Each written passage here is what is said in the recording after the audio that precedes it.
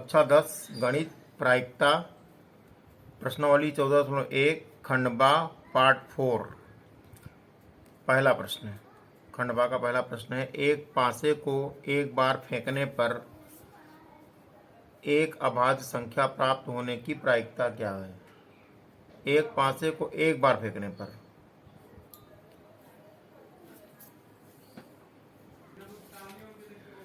एक पासे को एक बार फेंकने पर एक अभाज्य संख्या प्राप्त होने की प्रायिकता ज्ञात करो। तो हल करेंगे प्रश्न को, लिखेंगे पासे को एक पासे को एक बार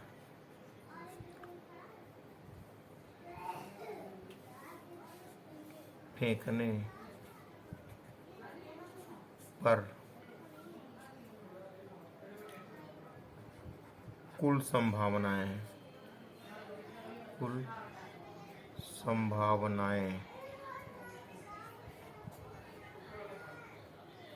बराबर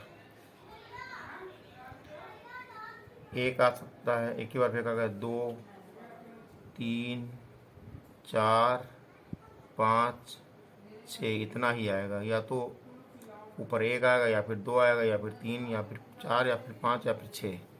कुल संभावनाएं हो गई 6। यहाँ पर बराबर 6 लिख देंगे। अब लिखा है अभाज्य संख्या प्राप्त होने की प्रायिकता क्या होगी। लिखेंगे अभाज्य संख्या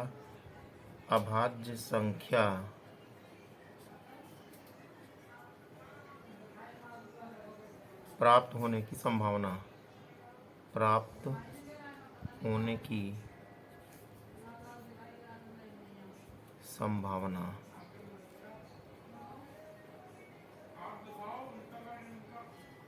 इसका मतलब हुआ कि अभाज्य संख्या ऊपर आने की संभावना। तो अभाज्य संख्या कौन कौन सी है, इसमें 2 है, 3 है, 5 है। 2, 3, 5। तो लिखेंगे दिस इम्प्लाइज दैट अभाज्य संख्या ऊपर आने की संभावना। अभाज्य संख्या ऊपर आने की संभावना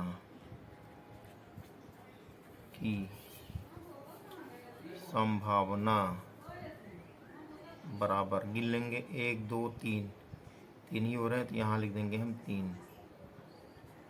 तो प्रायिकता क्या होगी, तो प्रायिकता बराबर, तो सूत्र होता है प्रायिकता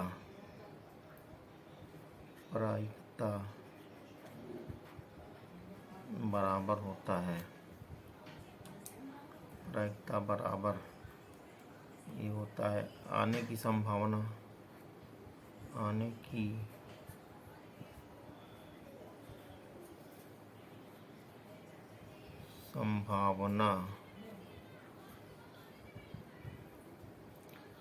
बटे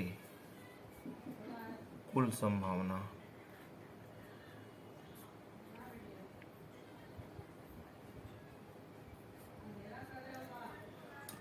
तो यहाँ पर आने की संभावना है 3 बटे कुल संभावना यहाँ पे 6 है।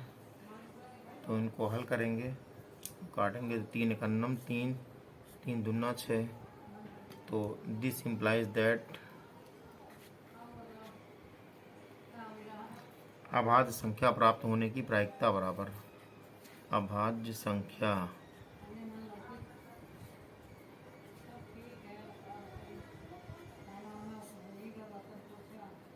प्राप्त होने की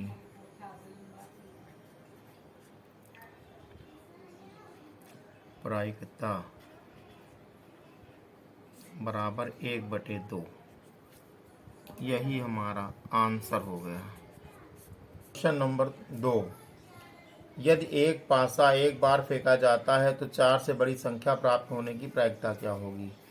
हल करेंगे, लिखेंगे एक पासा एक बार फेंके जाने पर, एक पासा एक बार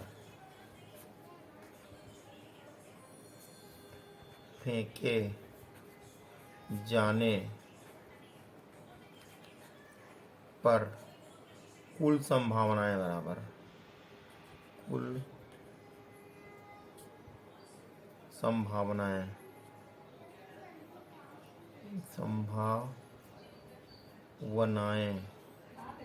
कुल संभावनाएं बराबर होंगी। एक पासा अगर फेंकेंगे या तो ऊपर एक आएगा या फिर दो आएगा या फिर तीन या चार या पाँच या छः, तो बराबर कुल संभावनाएं 6 हो गई। अब लिखा है 4 से बड़ी संख्या प्राप्त होने की प्रायिकता। लिखेंगे 4 से बड़ी संख्या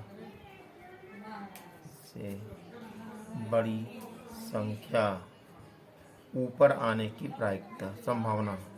4 से बड़ी संख्या ऊपर आने की संभावना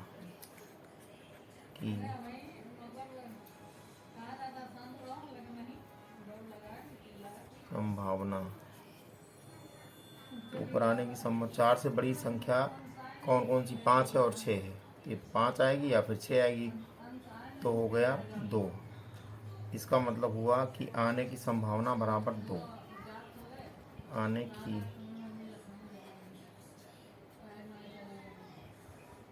संभावना बराबर 2।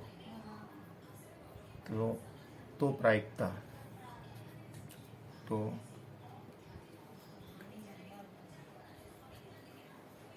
प्रायिकता बराबर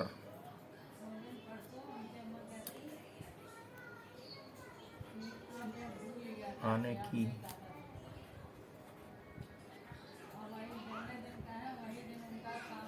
संभावना बटे कुल संभावना।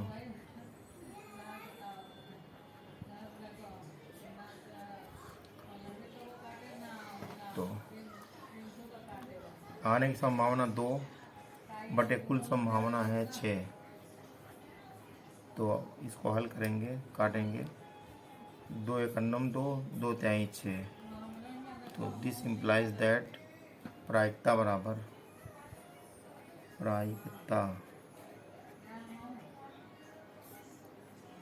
1/3। यही हमारा आंसर होगा। यदि एक पासा एक बार फेंका जाता है तो 3 से छोटी संख्या प्राप्त होने की प्रायिकता क्या होगी? हल करेंगे, लिखेंगे एक पासा एक बार फेंके जाने पर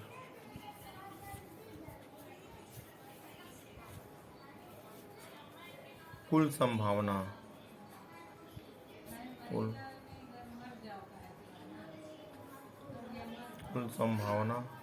बराबर, पासा एक बार फेंकेंगे या तो ऊपर एक आएगा या फिर 2 आएगा या 3 या फिर 4 या 5 या 6, इतना ही आ सकता है। तो कुल संभावनाएं 6 हो गई। अब लिखा है 3 से छोटी संख्या प्राप्त होने की प्रायिकता होगी। तो लिखेंगे 3 से छोटी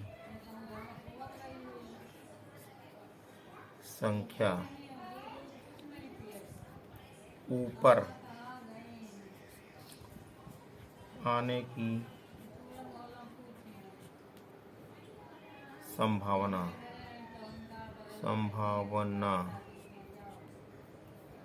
3 से छोटी संख्या 1 है या फिर 2 है, तो 1 कामा तो यही हो सकता है, तो बराबर 2 हो गया। दिस इम्प्लाइज दैट आने की संभावना बराबर 2। आने की संभावना बराबर 2। तो प्रायिकता बराबर, तो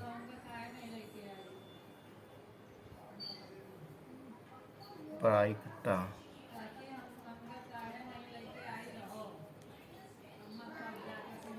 बराबर, यहाँ लिखेंगे आने की संभावना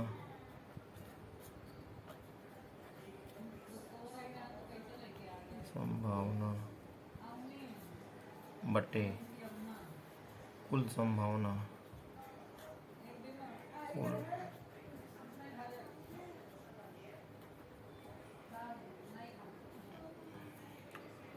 तो यहाँ पर आने की संभावना है 2 बटे कुल संभावना है 6। तो इनको हल करेंगे, 2 एक अन्नम 2, 2 त्याई 6।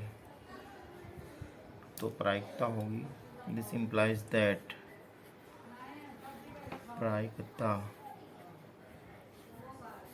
बराबर आ गया 1/3।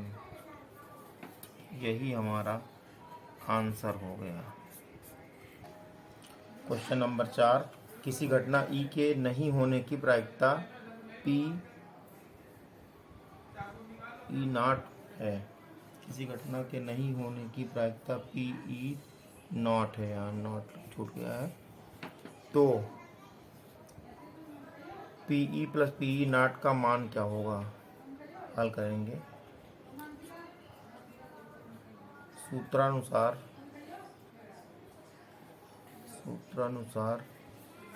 Probability of E plus probability of E not is equal to होता है 1। तो दिस इम्प्लाइज दैट क्या हुआ, ये हुआ कि पूछ रहा है P E plus P E not बराबर 1 होगा, यही 1 लिख देंगे यहाँ। यही हमारा आंसर हो गया। यदि 2 सिक्कों को, क्वेश्चन नंबर 5 है, यदि 2 सिक्कों को एक साथ उछाला जाता है तो कम से कम एक चित प्राप्त होने की प्रायिकता। हल करेंगे, लिखेंगे 2 सिक्कों को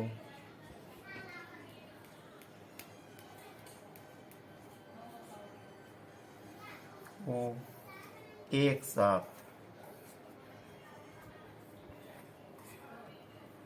उछाले